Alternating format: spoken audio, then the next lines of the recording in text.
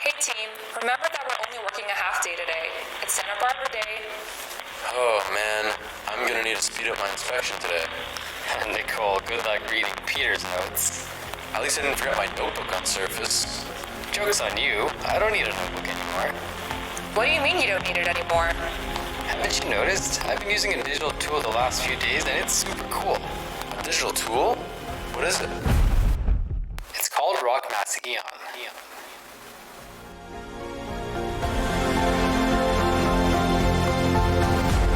Hey, that's me! Eon reporting for duty. If you're new, you're probably wondering how I got here. Here's a quick recap. I took some time off from sites for a bit and got to know myself better. I worked out, hung out with some friends. But after a while of not going underground, I finally got a message from someone. It was from my friend Derek about a job opening at a tunneling site. Something about needing to find someone who can make their job more accurate, efficient, and safer. And now, after weeks of preparing for this interview, I'm finally ready. Well, here goes nothing.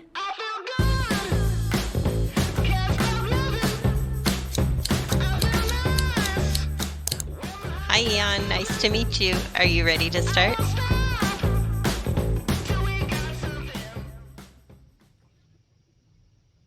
Hi, everyone. Welcome to our first ever RockMass Tech Talk, Tunneling into the Future.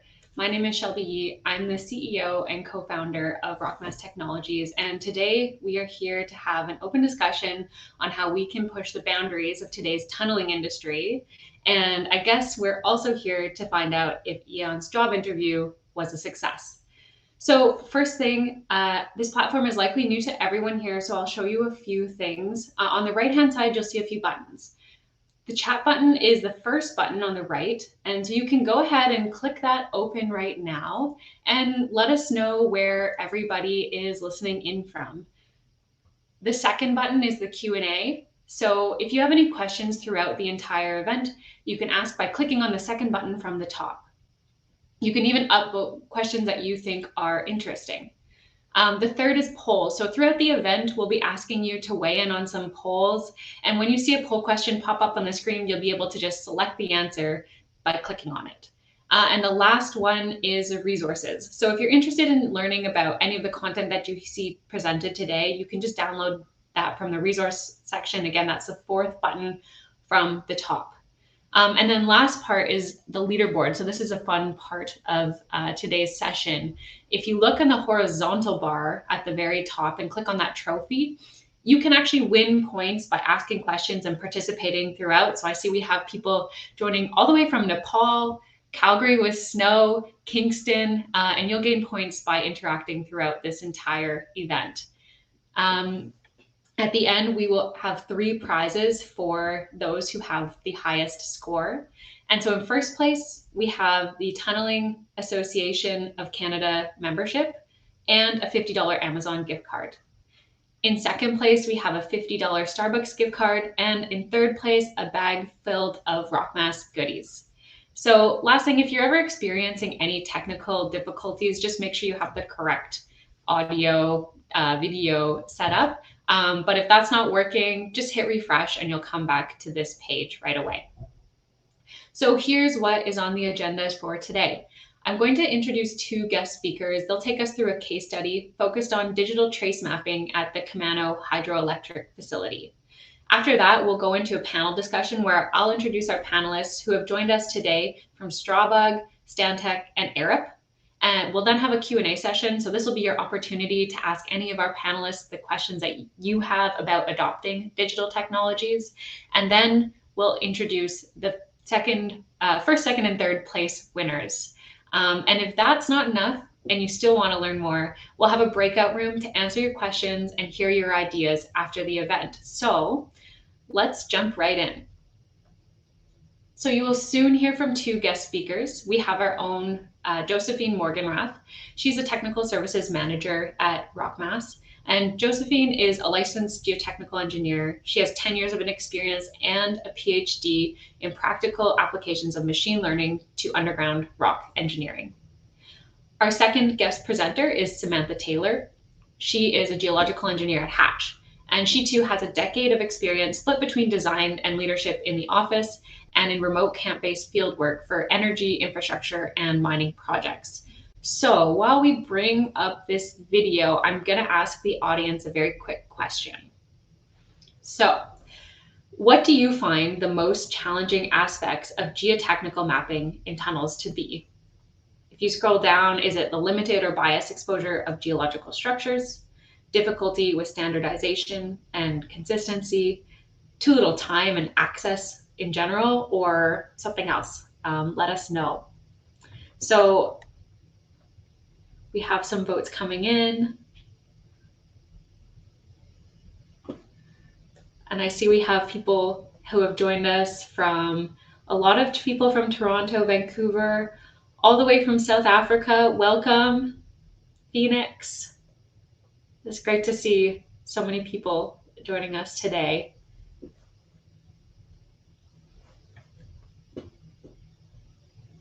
Okay, thank you everybody for submitting your responses. Let's watch this presentation now by Josephine and Samantha.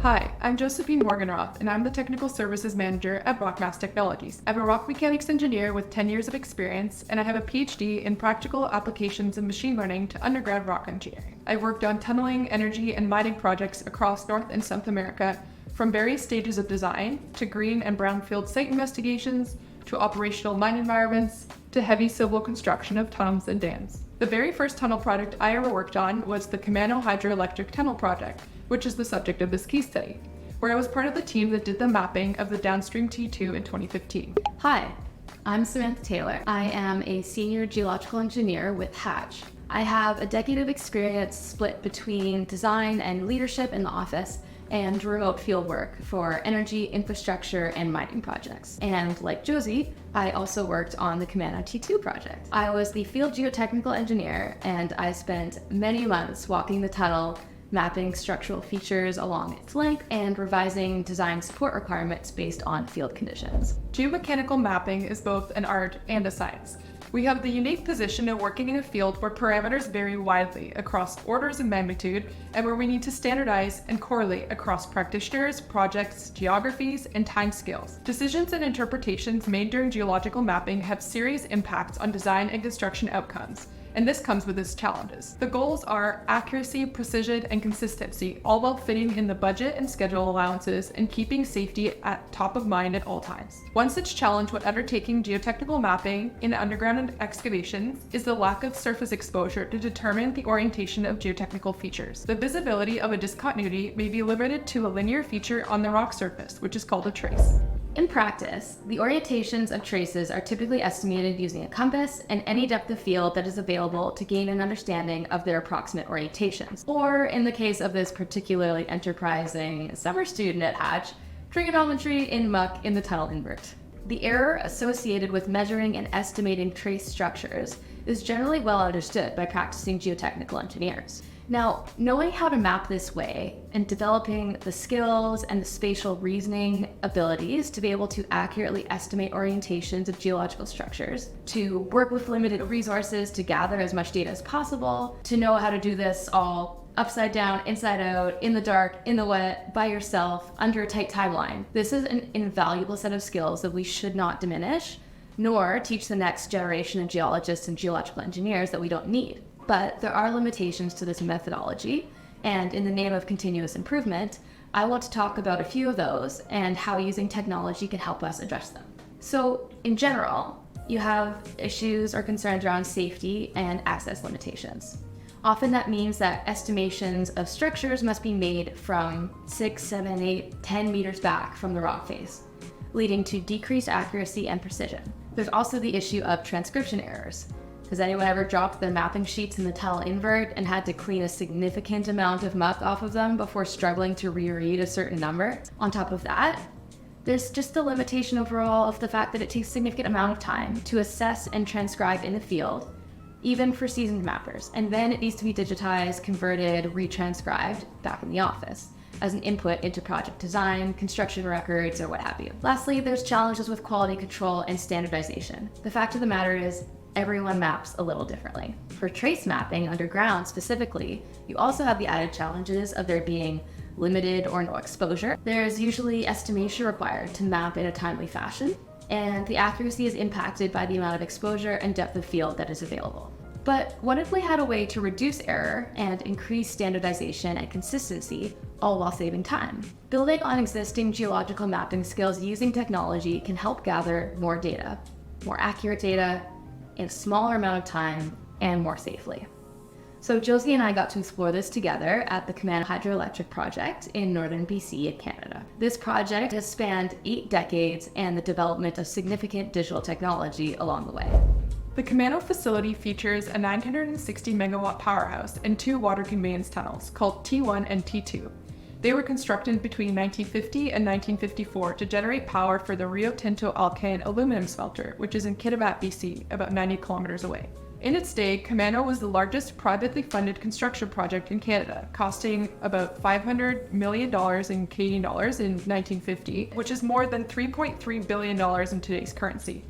The T1 tunnel is a 16-kilometer long horseshoe-shaped drill and blast tunnel, which has an 8-meter span. Its construction set the world record advance rates in the 1950s and is still in operation today. Construction of a second parallel 5.7-meter diameter tunnel, named T2, began 40 years later, and 8 kilometers were constructed in 1990. However, work halted in 1991 due to environmental litigation and the change in political climate. Construction restarted in 2018 on the remaining 8 kilometers, as well as rehabilitating the 8 kilometers of tunnel that were left incomplete in 1991. The project was completed and the tunnel was watered up in 2022.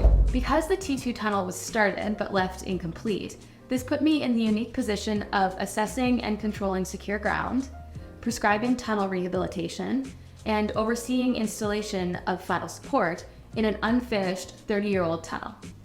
From massive rock to blocky areas to zones cross-cut by shears and faults, there were plenty of interesting geological conditions for me to handle. Voids and veins, mineralization, and mapping of trace features. This gave rise to the opportunity to trial an improvement on existing methodologies using RockMass's technology to measure and characterize these critical features. In this case study, we compared 3 methods of measuring the orientations of geologic structures: compass and paper, 3D axis mapping, and the newly developed trace mapping method. To do this comparison, we identified structures of interest and then compared the resulting measurements across all 3 methods. So the first, as Sam mentioned, the compass measurements were generally done by estimating the orientation of the plane based on the azimuth of the tunnel and the attitude of the feature using a Brunton and a field book. The 3D axis mapping method was the second method, and this is the foundation of the RockMass Eon's digital mapping capabilities.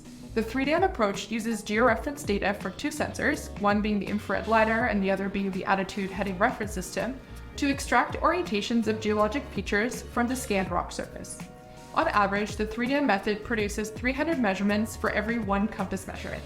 This study did not focus on comparing the accuracy and advantage of 3D over conventional compass mapping because this was published extensively by the researchers that invented it at Queen's. Third, we have the trace mapping method and the focus of this study. The trace mapping method uses georeference point cloud data to calculate the orientation of trace discontinuities following a method set up by the structural geologists. Mathematically, the orientation of a plane in 3D space can be defined using the x, y, and z coordinates of 3 node points on its surface. So using the point cloud captured by the user, we developed a method where the user just draws 3 points, and the Eon performs some vector calculus in order to calculate the orientation of the trace. Our test sites for the RockMass Eon's automated trace mapping method included the T2 tunnel from the 1990s, as well as the T1 and T2 horseshoe-shaped drill and blast adds. We wanted to make sure to test all the methods in both conventional and TBM tunnels to make sure the new trace mapping method was reliable, no matter what type of excavation. The test procedures were quite simple. We identified a geologic feature of interest and measured it using the Brunton compass and the 3D method. Next, we measured the same feature using the trace mapping method. And finally, we plotted the measurements so we could see the accuracy and precision of all the methods compared. For the purposes of the testing procedure, the 3D measurement was considered to be the most accurate since it's comprised of hundreds of measurements and therefore was used as the ground truth. In general, the trace mapping method using the RockMass Eon was faster than taking manual compass measurements. Once we had collected all of our measurements, we went back to the office to plot up the results. On this plot, you can see that the x-axis is the trace mapping values and the y-axis is the compass or the 3-dam method that it was compared to. Both axes show the measured dip or dip direction for the respective methods. The closer the points plot to the diagonal y equals x line, the more accurately the values matched each other. The results of this study indicate that applying the trace calculation method yields similar values for dip and dip direction in both the drill and blast and TBM tunnels, and are faster and easier to obtain than using conventional methods. The trace mapping results had a tighter fit to the 3-dam ground truth than the compass measurements did. This result indicated that we have higher confidence in their accuracy than the compass measurements.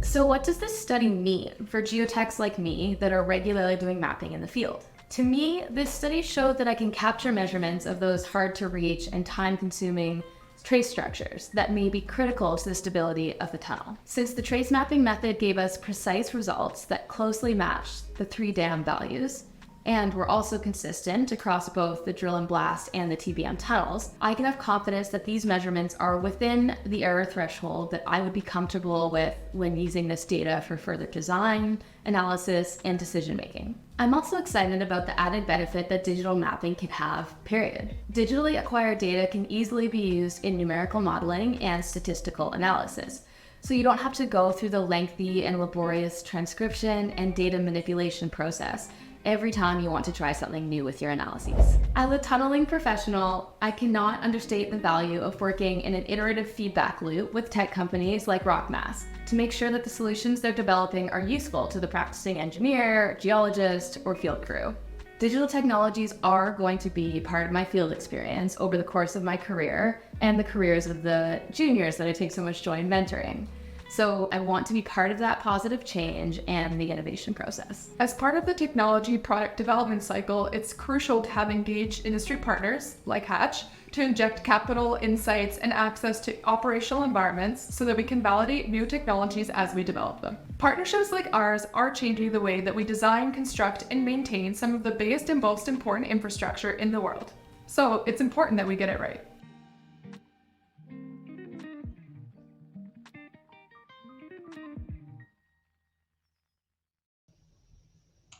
Okay, thanks for that presentation, Samantha and Josephine. So if you're interested in learning more about that case study, again, you can go to that resources section and download the full case study on the right-hand side of the screen. Or you can just reach out to Josie directly, and her LinkedIn profile is popping up right now. So go ahead and say hi. So let's quickly review the results of our first poll.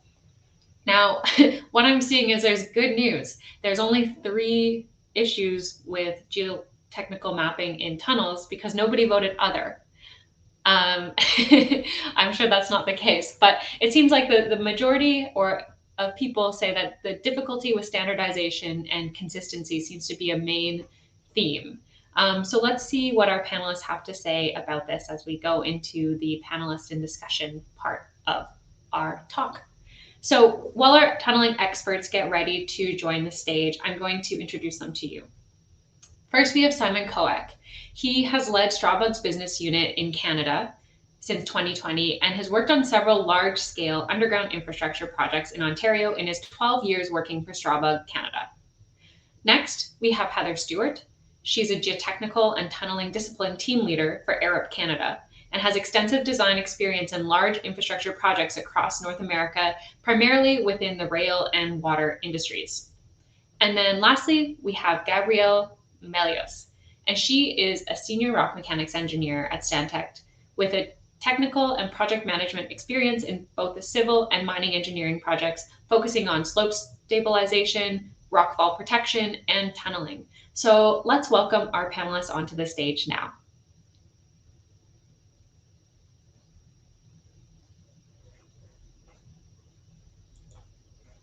Okay, welcome everybody. Hey, Shelby. Hey, Simon, Heather, Gabrielle, great to have you all here today. And thank you so much for joining us. So one of the reasons that I wanted the 3 of you to join us today is because you've all been very big technology champions within your organization.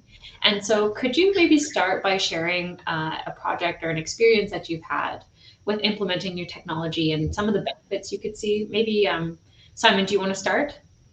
Sure, yeah. Um, yeah, an example. A couple years ago, we started with going digital with most of our processes in the field. Yeah, and obviously, as many of you guys probably also experience, right? Like with a diverse and large labor force, it's always difficult to meet everybody at their knowledge and their capabilities, right? So was pretty difficult for us to roll out some of the new equipment and make sure that people understand the processes because yeah, there was several barriers that we need to understand first. How to work the equipment and what the output should be, added stress to people using different landscape of tools, etc., etc. So I think we struggled with it. We failed at first, I'd say, and had to relaunch it after a little bit of a calibration of how to use certain tools and things in the field. But eventually, uh, we had to start it with a little bit of slow process, and I think that was a good learning experience for us to understand not everything that is new and shiny works, but if you put enough hard work in and try, you will succeed at the end. So yeah, I Mhm. think you probably have similar experience, Shelby. Yeah, it seems there's always some kind of learning curve with adopting new technologies. Heather, what do you think? What has your experience been? Yeah, so I think from our perspective, what I'm seeing a lot on some of our larger rail projects is that we're always just looking to have more automated calculation capabilities. And so a lot of our focus on recent projects has been how do we change the way that we do our engineering tasks so that we can incorporate what I would call like all of the additional data that's now available to us. We're seeing a lot more data driven design, and the only way to manage that is really to have these automated processes in the background that can look at all all this additional and new data. So we're just we spending a lot of time taking our workflows and automating the components of them that we can to help also address schedule concerns and meet the needs of our clients in a timely fashion. Mhm. Yeah, a lot of focus on kind of access and better use of data within all of your designs. And Gabrielle, what are your thoughts or experiences? Yeah, I would like to share a recent project experience that we had with hydro tunnel inspection, where we used a submersible ROV. Previously, the tunnel had been inspected visually by the client's staff, and that required obviously dewatering the tunnel. And then the staff had to walk the entire length of the tunnel in quite difficult and hazardous conditions. It's an unsecured rock tunnel, so there's a lot of rockfall hazard in that. So for the recent inspection, we changed the approach and we suggested using an ROV, an underwater inspection, using a sonar technology to inspect the tunnel, but also to collect a full 3D scan of the entire tunnel. And that allowed us then to basically remotely assess the condition of the tunnel.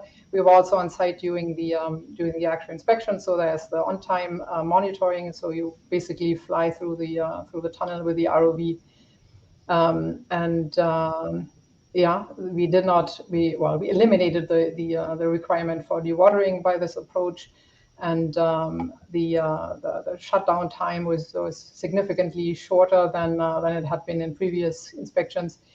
So the client was super happy with the outcome.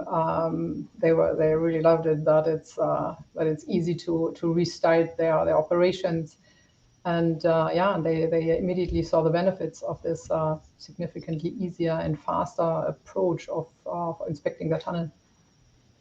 Yeah, that's a pretty amazing story, Gabby. It's a completely different approach to getting to the same place. And so, what role do you think a consultant like Stantec has in motivating the teams to take on that learning curve or to completely look at the project or the process differently when learning a new technology?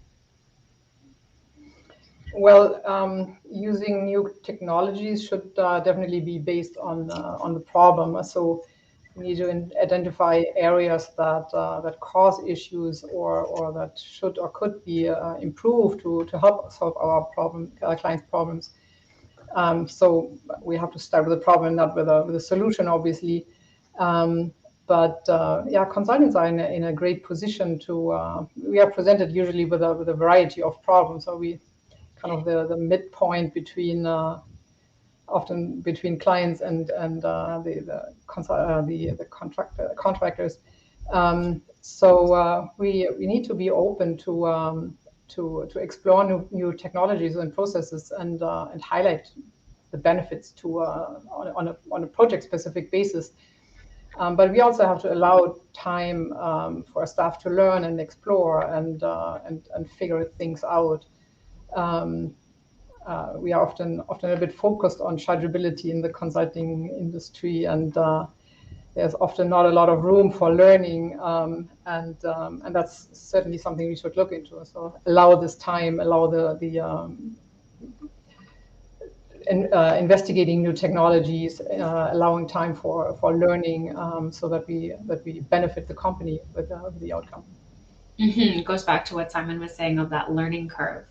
Heather, I'm curious about your point of view more from like the data side. What are your thoughts?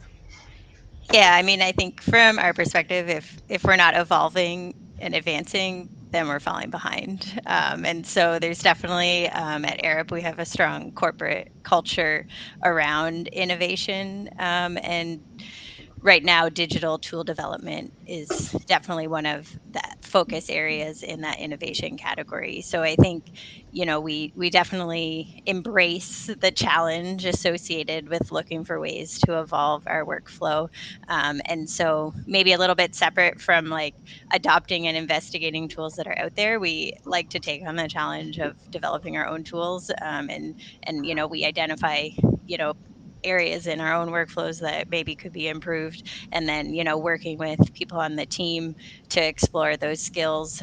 We definitely we have, you know, in-house training opportunities, we have funding available to tackle some of these problems, and so definitely supporting that innovation and willingness to learn, and you know, we just want to make it exciting for everyone, and so I think yeah, like similar to what Gabby was saying, like as consultants, we're in this, you know, we see a lot of things. We have a lot of different problems coming our way, and we're in this position to be looking at, you know, how can we do things better, whether that be like taking advantage of what we're seeing around externally, or adopting the approach to solve the problems internally and with our collaborators.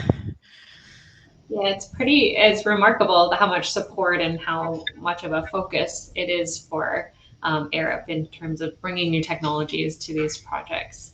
And Simon, I'm curious, I want to go back to what you first said, and you talked about how there's often different knowledge bases in terms of who knows what about different technologies, and you're very much boots on the ground, having people learn new tech. So what has been your experience in motivating teams to see this bigger impact after the learning curve? Yeah, I think for us, some of the motivators, it's definitely taking the administrative burden sometimes off the teams, right? Coming up with tools and automation processes that allow people to concentrate on the things that are more important, maybe. Sustainability plays a big role for us. We want to resources, like obviously personal resources, but also resources in regards of material and whatever are becoming more scarce, and it's becoming more difficult to find the right people and to find the right amount of materials to build our project. So this is a big motivator for us to you know, be more digital, come up with tools, systems, and processes that are better, and equipment that is better. Yeah, to reduce this maybe unnecessary time and yeah, and resource need on projects. So for us, yeah, prediction, and figure out ways to maybe model where can we be quicker and how can we do this more efficient. I guess this for us is a big driver. It seems like a lot of thumbs up there, so you to resonate with a lot of people. So let's think about this from the project owner's side. How do we work with project owners to leave room to try these new types of technologies and improve project delivery? And do you see that there's any difference in public versus private owners? Maybe Simon, do you want to start here? Yeah, for us, we see obviously more and more BIM, building information, is a big driver for us also, where we know we need to collect data in a way that's that's appropriate to what our owner needs. We have some private owners that are very much driving this. They need the data for the maintenance, and have a very clear picture of what they need, and that drives also our processes of innovating or employing new equipment. Versus some owners on the more public side that are, yes, they have requirements, they want to do certain things, but it's usually more of a to make it more transparent for the public how things are getting built, or for communicating with other stakeholders that are maybe not so much attuned with the project or how things are getting built. So yeah, it's diverse, but definitely for us, data management and how we create or how we measure or how we get the right data at the right point of time, that's important. Yeah. Heather, do you have anything to add? Yeah, I think in my experiences, like working with owners in a technical advisory capacity where we're supporting them, we've had the most influence in being able to discuss the possibility of new technologies and doing things in a new and different way. I think it really comes down to communication and education around some of the tools, and in the areas where we may be looking at like new technologies that's less proven, really understanding what the technology is about and what the potential benefits are and what the risks are. When we go in and, we want to do something new or proposing something new, like, for an owner to agree to that, there could be some risk involved. It may not work out as there's a potential for a big benefit, but there's also some risk because we haven't done it before. And so, we want to have that clear communication with the owners, and so you have understanding, but the potential for improvement is what we're always after. And so being able to really get into the weeds in that trusted position with your owners, and do some own independent analysis and checks. We've seen that both where maybe a contractor partners coming on board to propose something different, maybe in a valued engineering setting, and you can support that change and be looking at it independently, or maybe it's before work starting, and we're just looking for ways to improve the normal or the typical way of doing things. But yeah, communication and education, I think, is what it comes down to. Yeah, I guess it comes down to the fundamentals of what is the problem, how do we find a solution, and then looking at the risks and communicating expectations throughout. Gabby, anything else that you want to share? Well, no. From your I said yes. Yeah, communication is probably the key, as Heather just said, and pointing out the benefits, but also the risks. Sometimes it's probably difficult to use new technologies on regular projects because there is this risk of that it doesn't work out. So maybe having a plan B, what if it's not working out, or maybe some sharing of risk so that a new technology can be used on a project, but kind of as in a testing kind of sense, and sharing the risk, sharing the cost for it, or something like that could maybe be a good strategy to convince somebody to try something new. I think it's important to see if it's a disruptive technology or more of a gradual innovation. Something that changes completely how you did your previous work, like this little example that I shared. Trying a completely new approach is sometimes probably a little bit more concerning to a client than having just a gradual change by making slight improvements to a known procedure. So there is then definitely more need for clear communication and risk discussion. And I guess a general question for anyone here is, do you see, in your years of experience working in tunneling, the appetite for taking a bit more calculated risk or trying these new technologies? Is it increasing, or is it about the same as it always has been? It can be challenging, I would say. There is some risk aversion, I think, in general, but there's also that desire, like what I see from a lot of owners on our jobs, like there's desires to do things quicker and to push the limits on things. And if that's your objective, then you have to be open also to doing things in a new way. So I don't know, you walk a fine line sometimes. Yeah, definitely time, but also safety. Safety is usually a huge thing. So if you can prove that you can get basically the same or better results, but doing it in a safer way or in a more efficient way, time is money. So that's usually a good starting point, to get people thinking, probably. Yeah. I can definitely echo that also. I think appetite is there, but I think a lot of the projects are very, very tight on schedule, on cost, and it's very difficult, right, to convince some of the stakeholders that certain trial and errors are a good idea on some of their major and very critical infrastructure projects. Yeah, well, it sounds like you have all been successful in convincing the kind of project scope to incorporate technologies. So if anyone in the audience is curious, I'm sure they can reach out to you to ask how you guys made this happen. So we have one last question, but before that, I want to bring up another poll.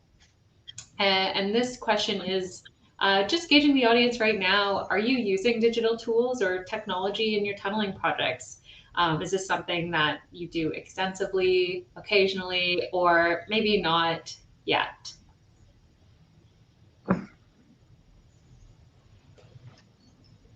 So maybe I'll give, as people start to respond, it looks like a lot of people do use technology quite a lot, or at least a little, which is great to see. But something to kind of dream about, if we imagine the year is 2050, what does the average tunneling project look like? Where are there opportunities to, I guess, have impact or see change? Who would like to start here? Sure, I can start. For me, it's really probably three things that I can see. I think first thing for me is data and data management. I think how we gonna share data is gonna be a big thing in the future. It's much more transparent going forward. I can see this slowly happening, but it needs to happen much more. We still work in some projects where the owners are very protective of their data and don't give it freely out to even the people that have to work in the field with that. So I think this will and has to change. Even if it comes with taking a little bit away of their strength on the contract provisions or whatever we have to deal with. The next thing is probably remoteness to allow for safe working conditions. I think some of the equipment and processes will have to happen more remote, and I can see this in the next 10, 20 years happening more and more. And probably the third thing is to eliminate human and operational mistakes. So basically, probably getting more into ways to figure out algorithms when things go wrong, right? I think we see this more and more that certain processes are more volatile probably to happen and end up in a disaster. And I think we will get better with more and more data we collect to basically predict and forecast when human errors or certain compounding events lead to a disastrous outcome, and I think we'll be better detecting this and eliminating this. Yeah, it seems like from the audience too, in our first question, that was one of the key themes: is how can we eliminate inconsistencies in and non-standardization in our practice. Gabby, what are your thoughts on what the tunnel project looks like in 2050? Yeah, data processing is certainly, I think, a thing that will improve over time. Data collection, but also then combining data and analyzing large data sets from different sources and seeing correlations between in data or things like that. Just the analysis process will certainly, well, it has improved rapidly in the past years, but it will just, I think, continue to do that because we are dealing with more and more data and larger data sets. All this remote mapping technologies, LiDAR, sonar, whatever it is, these are huge masses of data. So the capabilities of processing all that and combining it with data that comes from other sources is certainly an area where I would see more and more improvement and advancement. Data collection for sure too. We still don't have the ability to have a look into the ground without doing advancing a borehole or doing some other kind of investigation. But there are certainly areas where we need improvement to cover, for example, space or ground that lies between the boreholes, just to make sure that we capture everything that lies in the ground. So I hope to see improvement there. And then what Simon just said, the remote technologies are a really important factor, not just for safety, but also for efficiency and for having data sets that can be very comprehensive data sets that can be analyzed then later on. For my little tunnel project, the sonar technology is not yet there, for example, to allow really detailed mapping of rock surfaces then within the tunnel. So that's really just a crude surface that you get. So I would like to see some improvement there, that I get better data to finally analyze when I do these types of inspections.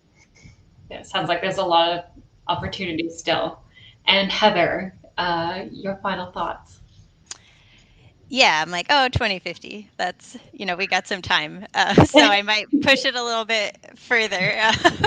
And I'm just thinking, okay, we have the data-driven design. Can we do generative AI design? Like, are the basics of design happening on their own? And, professionals are reviewing those outputs and where are we headed?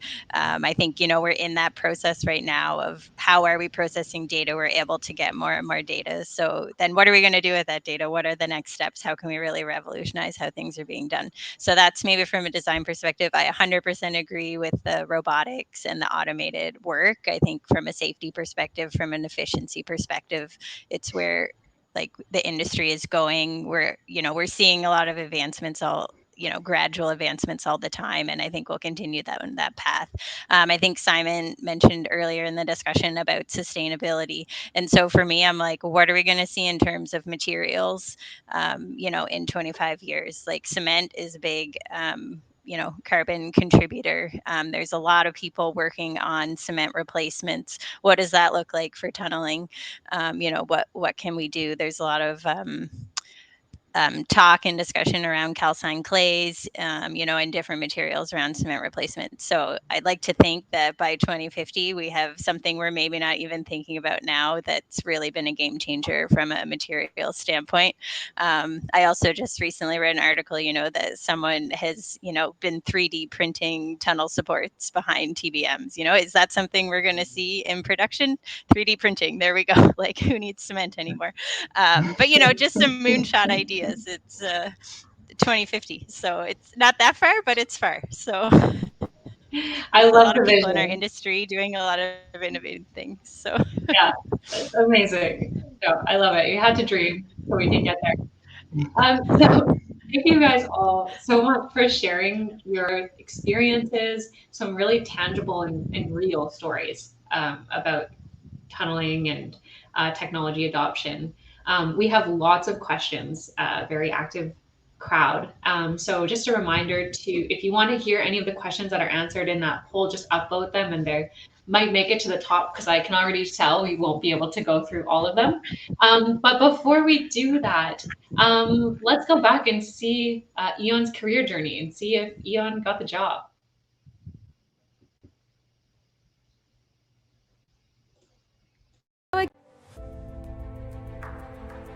And that's how I got here.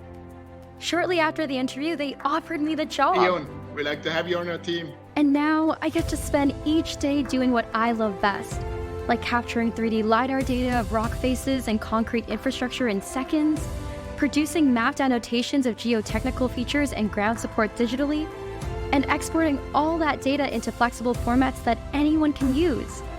I loved it so much that I even referred a friend. Let me introduce you to someone.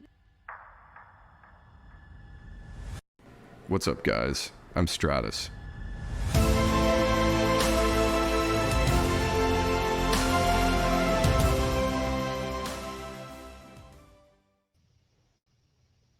So congratulations to Eon. So next I'm going to invite our guest speaker, Josie Morganroth, onto the stage and our panelists back onto the stage as well to answer some of these questions that everybody has been so active in populating. But if the questions are not answered during this next 5-10 minutes, then you can stick around. We will have breakout rooms so you can speak to our panelists directly afterwards. So Josie, welcome. Thanks, Shelby. And thanks to our panelists for an interesting discussion. We have lots of questions in the Q&A chat. So a reminder to attendees, if you upvote the ones you really want to hear, please go ahead and do that so we can make sure to get to them in the next 10 minutes or so. So I can see at the top of my chat here a question that I think will be interesting to all of our panelists. And the question is, what factors influence your choice between one new technology and another when working underground? So I know all of you bring a very different perspective to this. Maybe I'll start with Simon from the contractor's perspective. Yeah, as I mentioned, I think at the very beginning, I think for us, identifying the barriers, and the adaptability with our, existing set of tools and softwares probably to figure out what's the, an easy way to integrate new software or new technology into our landscape. I think this is the main problem, because if the end user doesn't, if it's too difficult for people to use the technology, it's not going to work. So yeah, I think you've said to me before, if your staff isn't willing to use it, then it's a non-starter. So it's an important piece. Exactly. Yeah. Heather, from the data side on the design, what are your thoughts on this? Yeah, integration into like existing workflows and tools is definitely key. It's easier, to upgrade a certain piece of your whole work and design approach than having to overhaul everything at once. Ease of use from that perspective is also a key. And then, for adopting technologies, like there has to be a benefit, there has to be a reason like why we're doing it. So, at the end of the day, like we are consultants, so it comes down to, we want to make money and satisfy our clients. So I guess there's that practical aspect as well. Yeah, of course. Gabby, what are your thoughts? What enables you or motivates you, I guess, to recommend a new technology over another? Well, as I said before, what is the problem that we try to solve? So we have to find our technology based on what the problem is and make sure that it really addresses the problem that we are trying to solve. And with Simon said, user friendliness is definitely also a big item. Nobody wants to try things that are so complicated to use that. We have to see that with modeling software or things like that. Sometimes it is just, I don't know, you need a whatever training phase to manage it.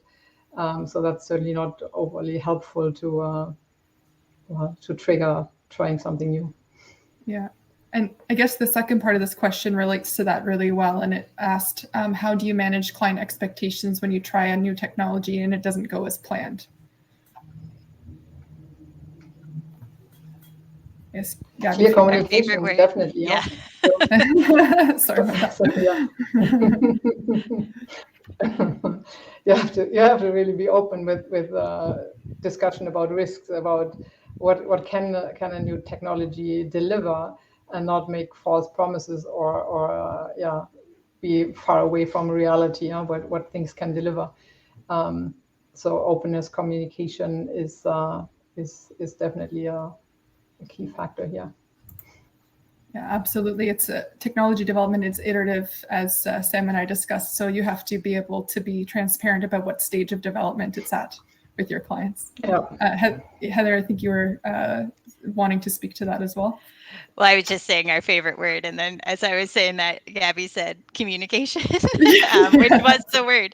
But I think like the other part of this is that there's like the nice to have technology developments and the must have technology developments. So sometimes when we're looking at new technologies, it's because like we haven't identified like a traditional way of working that will get the specific ask or the specific problem solved. And I think in that case, you just have to be open with an owner. It's like, well, this is something new, but there's risks, but we don't have a better way to do it. And then there's like the type of work where, we always go in, like with the mapping examples, like we can go in and map joints and that's a proven way to do it. Or like you can take this risk and adopt a technology and you may get a superior result, right? And so there's kind of those two categories, and, different clients are going to have different appetite for risk. And, in certain situations, they're willing to take on more or less risk. And Yeah. Simon, how about you? How do you manage your clients' expectations when you want to try something new?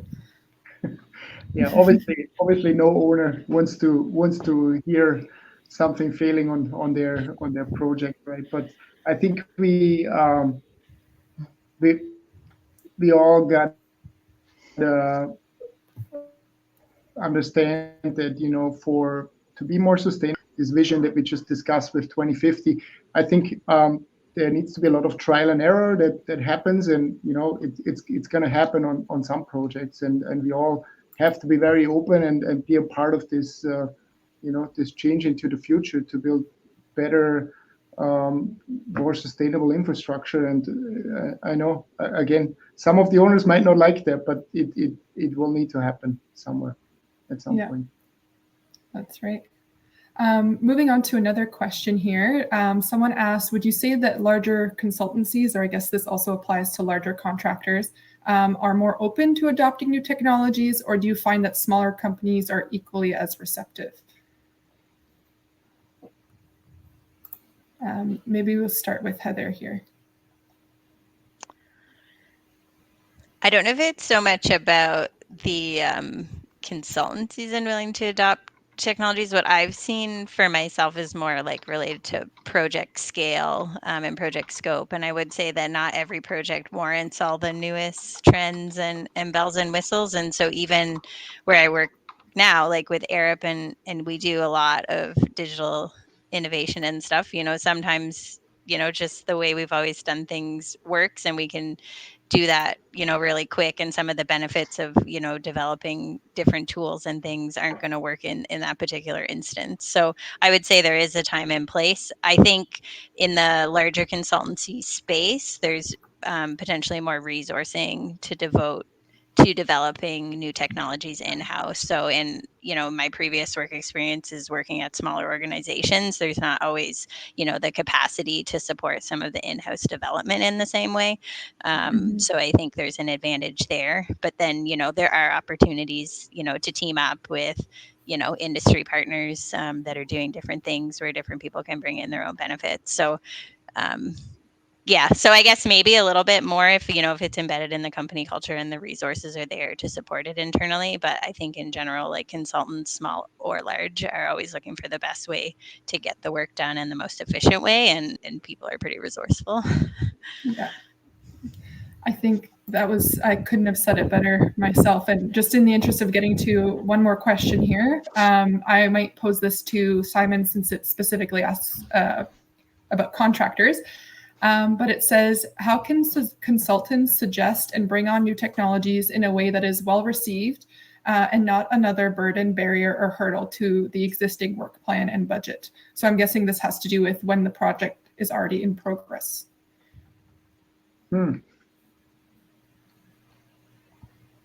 Yeah, I think the new technology has to be feasible to the challenge, and as I said, adaptable to the existing tools and landscape.